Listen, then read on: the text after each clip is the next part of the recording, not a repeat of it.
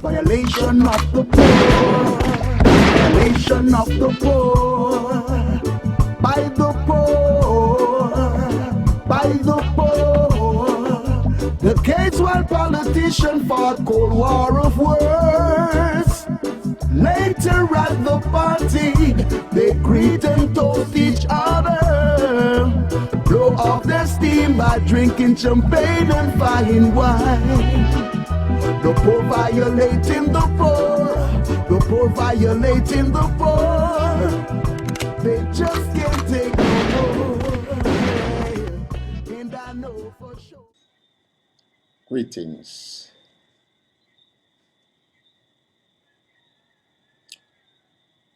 My name is Carl Ill, aka Ken or Boot. I grew with a dream.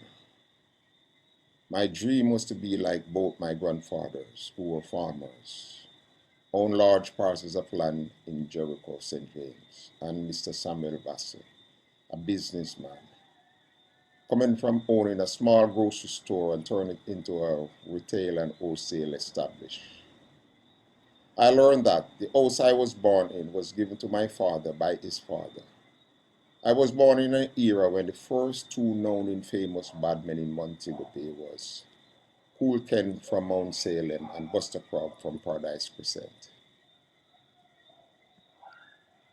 And the first two gangs were the Sinners Gang of Brick Hill, the bottom of Barnett Street, and the Tiber Tribe Gang of Canterbury. While I was going to school, I learned about Don Quixote, who read so many chivalric romances that he loses his sanity and decides to set out to revive chivalry and attack windmills that he believed to be ferocious giants. When my peers would be gloating about Buster Crab, Cool Ken, the Sinners Gang, and the Tiber Tribe Gang, I always compared them as Don Quixote. Although my father was a mason and my mother a dressmaker, two creative people, my mother used to have it hard providing for us. The reason was my father was a slave to alcohol, and I make a pledge that I am not going to make any substance make me a slave. And I understand that if I am in a gang, I won't be able to help my mother.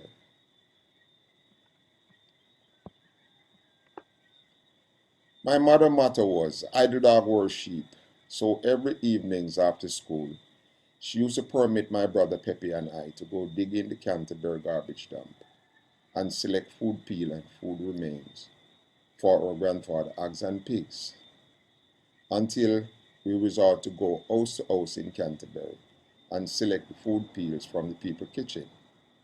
And on summer holidays, my mother has us spend our time sanding furniture for Father D, a furniture maker at Art Street.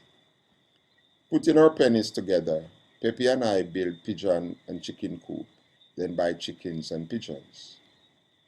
Experiencing one goat having 2, 3, or 4 kids, one hog having 8 or 10 pigs, sometime more, twice per year, was great. With help of our grandfather, we have our own pigs and goats. I was always busy. Mr. Alfred used to live across the street from us. After losing his leg, he made his own prosthesis. He used to make caskets for the infirmary, the poorhouse, do shoemaking and furniture making. He was a jack of all trades. I spent my spare time with him and learned to make bongo jam from bamboo and went with him to Kingston Straw Market and sell them. During my last years at school, I was going with one of my schoolmates living at Umber Avenue. On one of my visits, she told me that at night, sometimes before I leave her or after I leave, the leader of the Lane Gang coming by asking her for money and want to go to bed with her. After confronting him, I did not get any more complaints.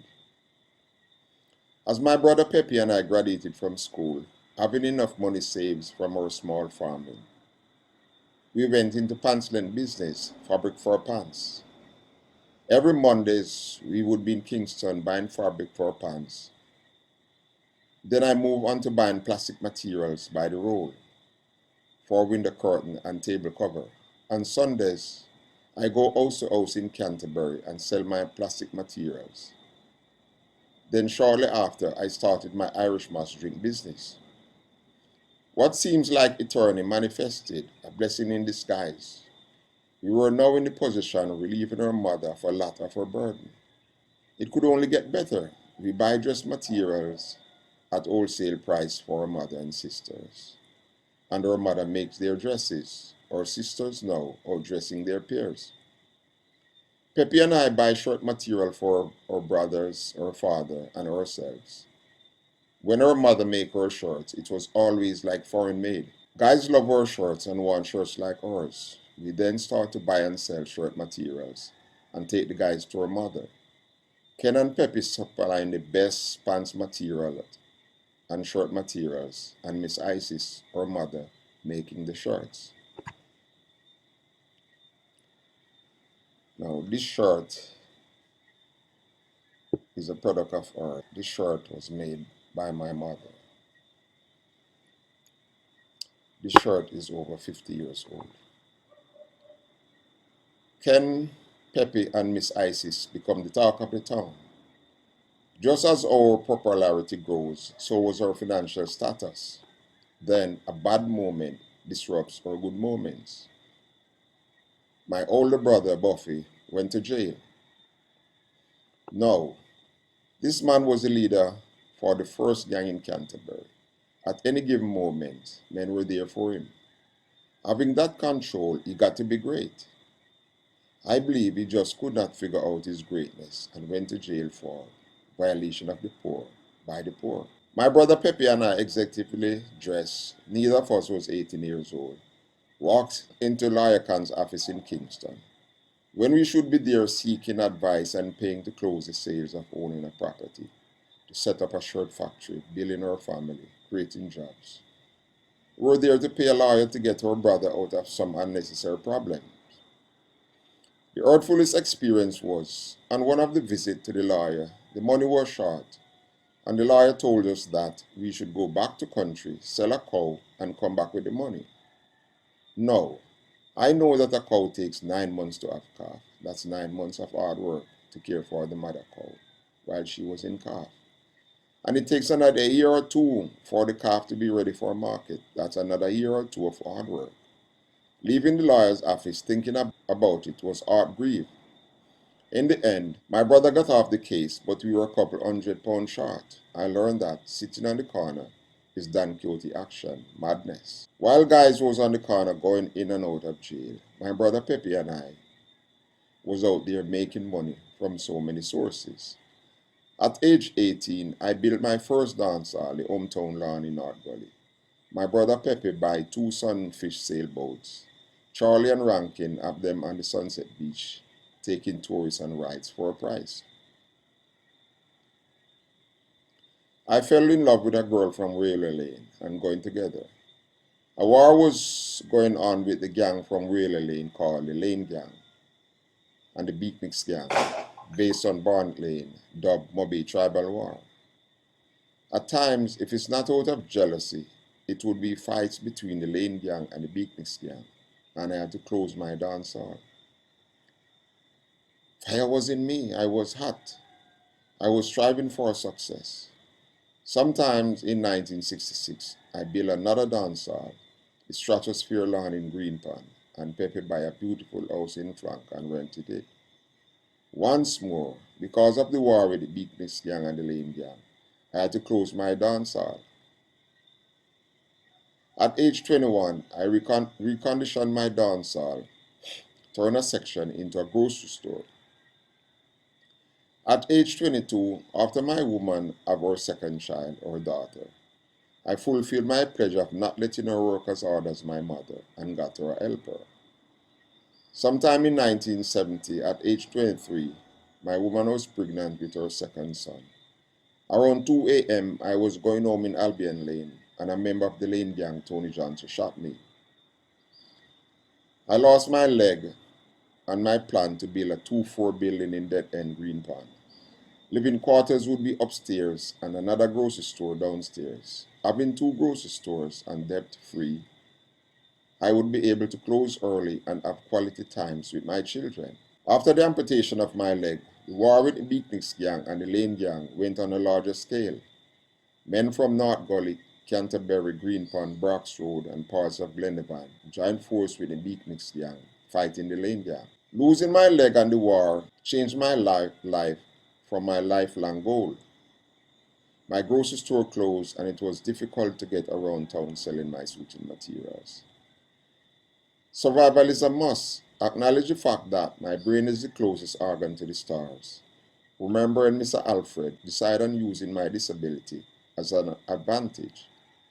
What was expected to be a setback, I'm going to make it a setup to make some money during the war, prepare myself for after the war. I create a diagram of a leg, make it appear as if my foot was amputated at my knee.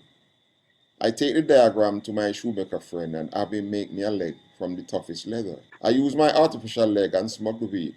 Then later, I started having people smuggling weed for me.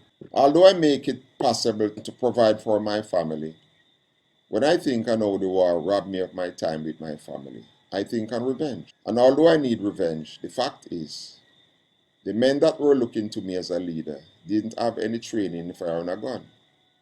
At times, I notice the men coming laughing how they just shoot after some enemy. And 95% of the time, no one gets shot. It was like fun to them. Didn't want to be in the rank of the bad, just need to be positive. I decided I need a brigade, a 12-man death squad, one of the deadliest, well-trained army. Every shot goes where the shooter wanted it, killing all the people that makes me their enemy. My army base would be on 30 acres of land in Jericho, St. James. I would have some cottages built to host my army. It would be self-sufficient. We would eat what we cultivate.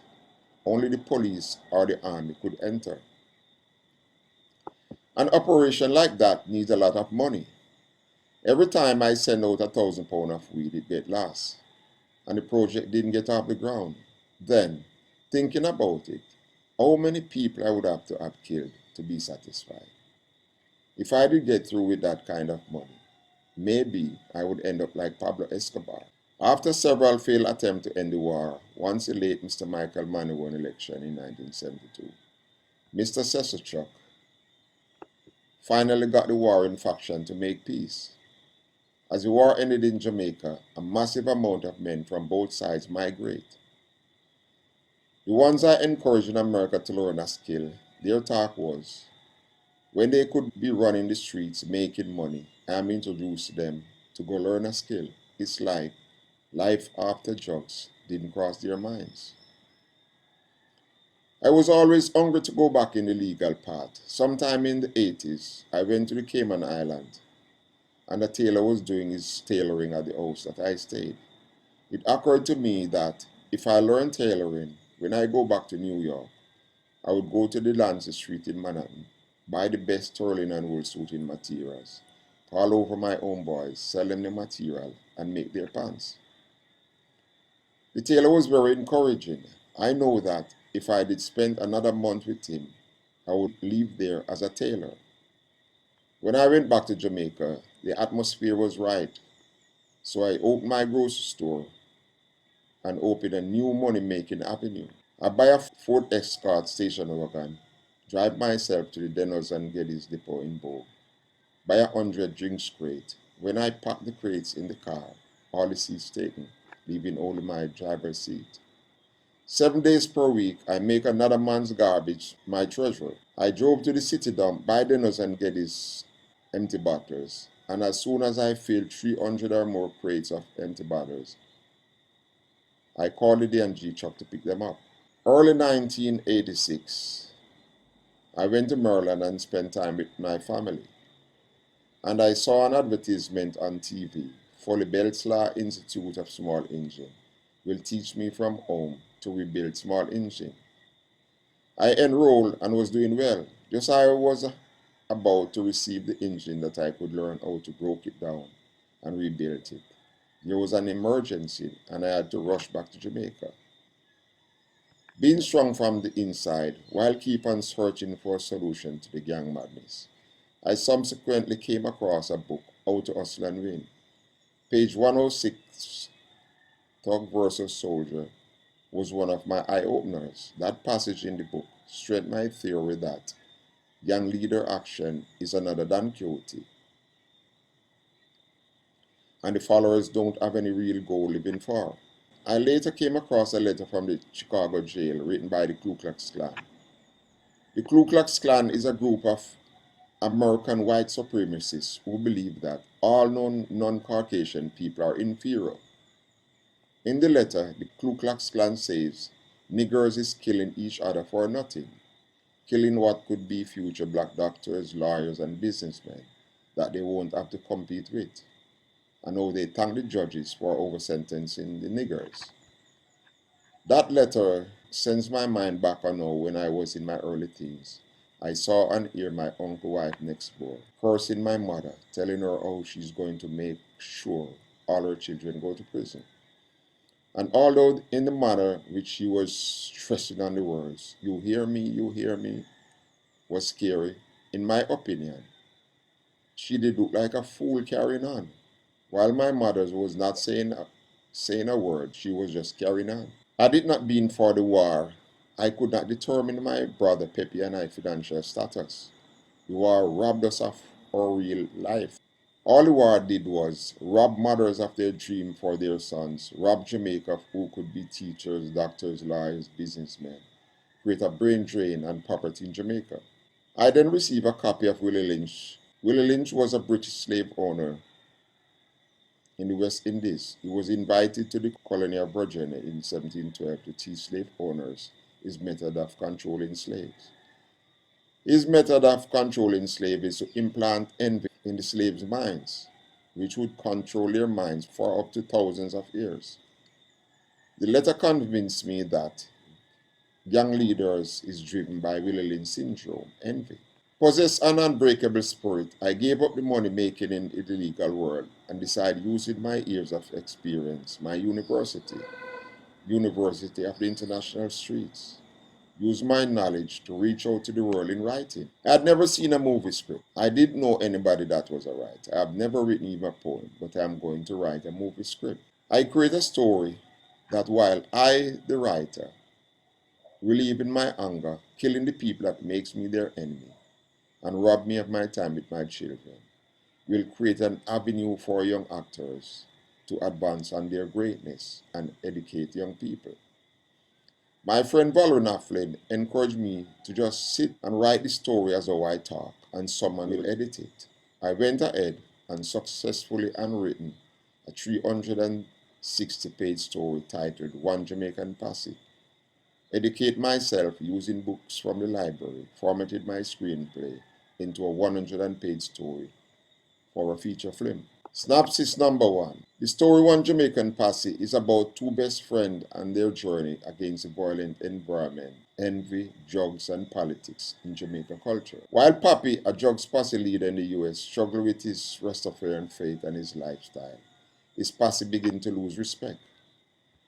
Clive, a political activist, is wanted for a political murder, arrives in New York with the help of Papi and ruthlessly reorganizes the business in his cold direct style, build a nationwide marijuana empire, and uses the profit to help the young men he brings from Jamaica pursue an education and learning a skill. I wrote another story, The Great Grandma Art, which I have in two formats, screenplay and play. Synopsis number two. The screenplay Break Grandma Art is a high-end, high-action Jamaican American joke story with positive message, gears towards youths that unfold in the streets of Washington, D.C. and the metropolitan area. Break Grandma Art is a story of two self-centered men in prison. Dupree, a young street-smart African American, want to prove to a Jamaican drug lord Quaker that he can be a better manager than he is. As Dupree gets out of prison, he breaks his promise to his grandmother and goes against the odds of a turf war. He has his men rob some of Quaker street soldiers to finance from the Miami connection that Quaker gave him. His Afrocentric girlfriend Lisa pledges that she will not be another single parent and deny Dupree the baby he badly wants until he gets his life straight. Quaker's woman Marlene calls herself Miss Menace, sport a 44 Magnum revolver, and goes against the odds, creating enemies, defending her man's interests. I killed so many of the people that make me their enemy in those two screenplays. I don't know if any left. I continue using my greatness in writing another screenplay, John Doe the Vampire, synopsis number 3. Screenplay John Doe the Vampire is a vampire that contracted AIDS. Continue writing, I wrote another screenplay, 12 Little Men, synopsis number 4. Screenplay 12 Little Men tell the story of how Earth is so polluted that it affected another planet. And when there is a nuclear disaster on Earth, 12 spaceships always showed up and cleaned it up. Consequently, while the men from outer space disarmed all the nations of their nuclear weapons, including America, the other nations believe it was America disarming them, leaving them open for American dominance. My creative juice flowing. I continue on my creative expedition tour and wrote another screenplay titled Vampire in Jamaica. Screenplay number 5. Screenplay Vampire in Jamaica tells the story of a beautiful African American vampire in New York who fell in love with a handsome man. She decides not to hurt him and have her manager purchase a home in Rosal, St. James, Jamaica, and move there. While in Rosal, the vampire met with the sugar plantation owner, Annie Palmer, the White Witch of Rosal, and decides to get in the plantation business. The vampire planned to create over 200 vampires that she could operate a night and day production, makes her an enemy to the White Witch. My biggest problem was the people in my surrounding was not educated enough to invest in my writings. It was easier to get 100 men to fight than to have those 100 men put up $1,000 each towards making one of the movies. And the talk was, just make a sex movie, make some money, then go make your real movie. I decided and wrote a script, sex and comedy. I borrowed some money and make the movie titled Mr. Dickey and 6-Yard Freaks. Synopsis number 6.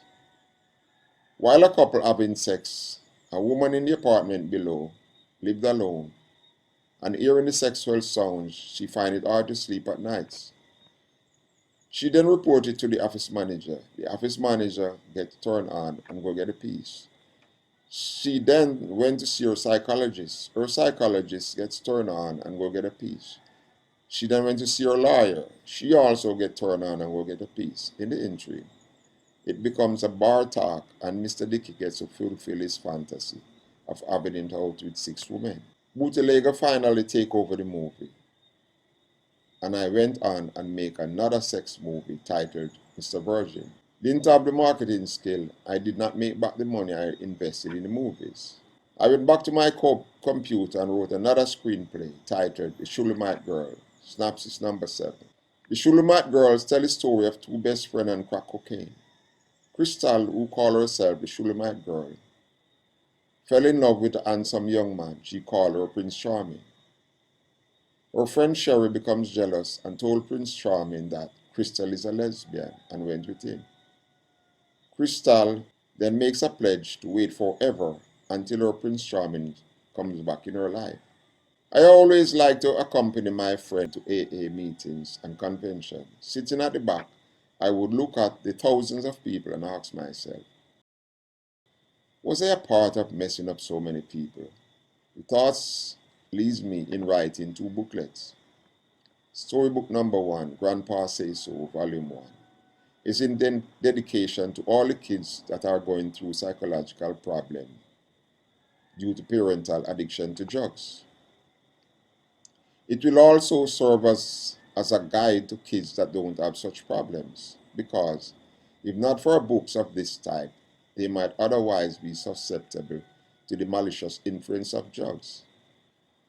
It will encourage kids to always read and to remember that if you start using drugs, you are not just hurting yourself, you are hurting your family or friends and likely to harm your own kids in the years to come. Storybook number 2, Don't Touch It, It's Dangerous. Synopsis. Bear this in mind, gang leaders use psychology to control their gangs.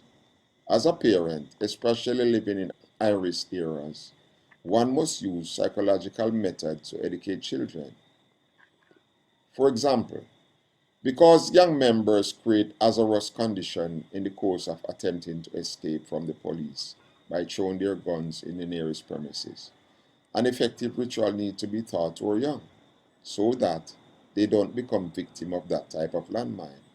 This book will do just that. I wrote a book of poems, gift cards, violence, anti-violence bumper stickers. I wrote and recorded 2 songs, Jamaica Unite and Violation of the Poor, by the poor. Sometime in the year 2000, for the first time in over 27 years, the leader of the Lane Gang ran into me in a restaurant in Brooklyn, New York. In shock, he stood there with one hand holding onto his chin, looking at me. He then nodded his head 3 times and said, "Oh, oh, oh, that chicken on Avenue," meaning my ex-girlfriend that he used to begrudge me for. I was a bit in shock. I said to myself, this man went right back where it started. He smiles, walks to me with open arms, and my eyes tell him to back off, and he stepped backwards. I develop a compelling desire to meet with him another time. While trying to get into the head of the leader of the Lane Gang, I came across an article, Behind Mobe Tribal War, published Monday, November 17, 2003 by Janet Silvier. The leader of the Lane Gang, called himself Zale, said, "Tribal war started in 1965, and it was really petty how it started, and his army was about 2,000 strong. Before the war came to an end, hundreds of townsmen died. Bodies were buried without a trace. Several men had their limbs severed, and a number of families were dislocated. Over 300 men died in 1972 alone, but many people felt it was because of politics," said Zale. Zale also says one of Montego Bay's most tribalists lost a foot in the process, meaning me. In my opinion, the Ku Klux Klan was right. All Zale was doing was killing each other for nothing, killing what could be future black doctors, lawyers, and businessmen, create more poverty in Jamaica. One day, I walked in on the past leader of Lane Gang at one of his dwellings, and his answer for what caused the war was stupidity. He then said, every bad man has 2 enemies, the other bad man and the police. He then hit his chest and said, if God come and said, Knight Campbell, I will give you another life if you decide to live it as before, he would tell God he doesn't want it because he's not going back there. No, sir, no. I leave the pioneer of the longest gang war in Montego Bay history, the man that conspired to have me shot and lost my leg, believing that he is sorry that he did not use his greatness in positive means. And if I was successful in having my 12-man army, if I survived, in the end, I would be living with regret. Then, checking the other side of the coin, I wonder if the government was insane allowing Mobe tribal war to continue 9 years. The life young leaders lived in the 60s and the 70s is a seed sown. Today, the branches of the gangs in the 60s and the 70s are imposing fear, death, and destruction in Jamaica, make thousands of Jamaica abroad become self-imposed exile, scared as hell to come home. That meeting gives me a feeling of forgiveness, a feeling of doing something, but what? I recall hearing when I was 3 months old, my mother got pregnant with my brother Pepe, and I got sick. I was so sick at times my parents were just waiting on me to die. I bounced right back and they called me Compitania.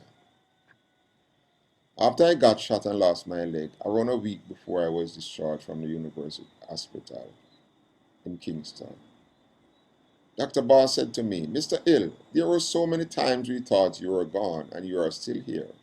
On a doctor's point of view, all I can say is, it's only strong will you have to live, or God, why you are here with us today. My mind went back in 1969, how I escaped death when Tony Johnson shoot after me in my shop with a shotgun. And then in 1970, when he ambushed me in Albion Lane and the last of 5 shots shattered my leg. I remember once I was driving to Kingston, and after I drove past all the dangerous places, I fell asleep and ran off the road and stopped on a lady's house. I was driving from New Haven, Connecticut, going to Poughkeepsie in New York. And I would be dead if I didn't follow my mind and didn't pass a truck. I saw one of the wheels fly off the truck like a bullet from a gun. There were so many times I escaped death in car accident. I accept the fact that there is something special within my life, a purpose, and start to search for it. While I was in Maryland, I hear about Children of Mine Youth Center and visit it. The founder, Mistress Anna Arkin's husband, was murdered sometime in 1970, the same year I was shot. She became a widow with 5 children to care for without any support and was in a depressed state. She made a covenant with God that if He allows her the strength to get out of bed, she would serve those that are less fortunate. That pledge became a full-time job for Miss Hawkins. In the early 18s, out of her home, she founded the Children of Mine Youth Center and serviced the needy children from age 4 to 18. Years later on, Mrs. Hawkins moved to 2 abandoned apartment housing project called Sheraton Terrace in Southeast Washington, D.C., where I visited her. My mission take me to Life After Homicide Ministry meeting at Holy Christian Ministry Baptist Church, currently called House of Praise, ministered by Pastor Stevens L. Young. I visited the Boys and Girls Club of America in Washington, D.C. I visited the Big Brothers, Big Sisters of America in Asheville, Maryland. I visit one of my Angela Public Charter School on 8th Street in Washington, D.C. While in Jamaica, I used to attend Covenant of Peace meetings at Pastor Nallis King Church, Rose Heights Full Gospel Church. I participate in fundraising for the Redemption Chapel Homework Center in Canterbury.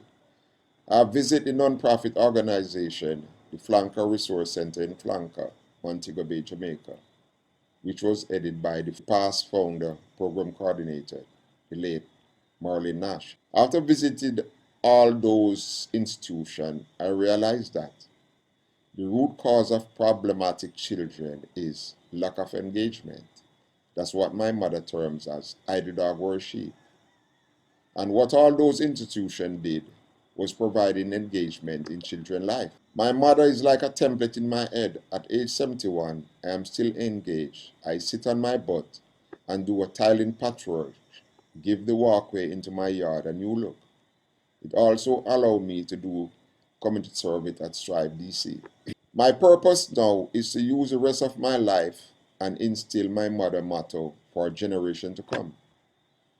The 30 acres of land in Jericho that I was planning to use as my army base will be my permanent base for my registered company, Jericho Farm Products, producing purified water in Greenpoint, Montego Bay. We will be changing from purified city water to producing spring water, fruit juice, farming fish, cows, goats, chickens, banana, grown provisions. All the products will fall under the company name, Jericho Farm Products. I need people in marketing to use my years of writing to raise funds to provide 2 dormitories to facilitate kids on weekends and holidays, and comfortable living quarters for volunteers. It will be a place of empowerment, give children a chance to develop their great minds, be positive. It will be a eat what you grow and grow what you eat facility. The facility will be my revenge to the people that caused me to lose my leg. Phase 1 is to adequately provide snacks for the kids at the Redemption Chapel Homework Center in Canterbury. Source other learning materials to learn and speak different languages. Equipment for movie making and reconstruction of the basketball court. Phase 2 is to build 2 dormitories to facilitate the children. Build comfortable living quarters to house a gang of volunteers, people that have the same drive as me to win a victory for humanity. People with experience working with kids, people in marketing, movie making, people that need to make their senior years worthwhile living, making this worth a cause, an adventure. The children daily affirmation will be the words by the great scholar Christian D. Larson, writer of New Thoughts books. Quote, people have tremendous latent power which could be harnessed for success with proper attitude. Promise yourself to be strong that envy can't disrupt your mind, your peace of mind. To talk health, happiness, and prosperity to every person you meet. To make all your friends feel that there is something worthwhile in them. To look at the sunny side of everything and make your optimism come true. To think only of the best, to work only for the best, and to expect only the best. To be just as enthusiastic about the success of others as you are about your own. To forget the mistakes of the past and presses on to the greater achievement of others. To wear a cheerful expression at all times and give a smile to every living creature you meet. To give so much time to improve yourself that you have no time to criticize others. To be too large to worry, too noble for anger, too strong for fear, and too happy to permit the presence of trouble. To think well of yourself, to proclaim this fact to the world, not in loud words, but in great deeds.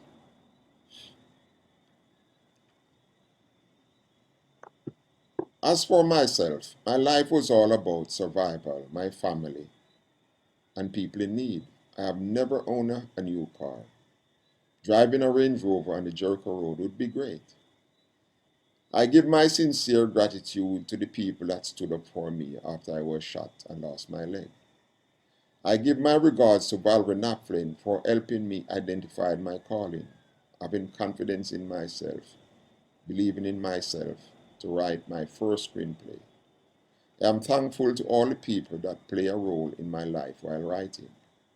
And most of all, I would love to make it possible to have all the men and women on both sides that was involved in Mobi Tribal War to be in one place, have them on video explaining how the war affects their life. Thank you for watching this video. If you need to participate in this life-saving project, send me an email at kenboot21@hotmail.com and please share this video. Thank you again. One love, Jagai.